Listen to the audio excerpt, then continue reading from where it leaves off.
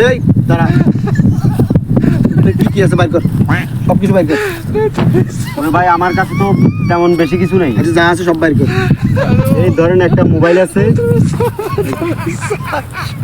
এই যে আর একটা মানি ব্যাগ আছে, যে আর তো কিছু নাই ভাই আমার আরে বাইর কর, সব কিছু বাইর কর। আরে ভাই আমার কাছে আর কিছু নাই, এই যে টুপিটাও দিয়ে লাইলাম, আর কিছু নেই। পকেটে হাত দে, পকেটে হাত দে, পকেটে হাত দে। আর এক প্যাকেট সিগারেট আছে, আমার কাছে তো আর কিছু নেই। আমি তো এটাই বুঝতেছি।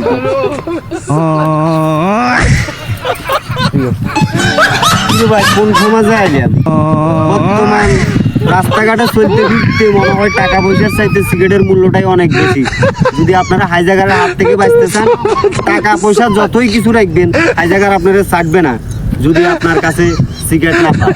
সিগারেট যদি পাই তাহলে ছাড়ে দিবে। তার কারণটা হচ্ছে বর্তমান সিগারেটের দাম যেই বেশি ভাই, এই জন্য বলতেছি হাইজাগারের হাত থেকে চেয়ে পেতে এলে এত শহরে সবসময় সিগারেট রাখবেন না, অন্তত কারিগর বিহইলেও রাখবেন, আবুলবি বকবি যেটা আন এটাই রাখবেন।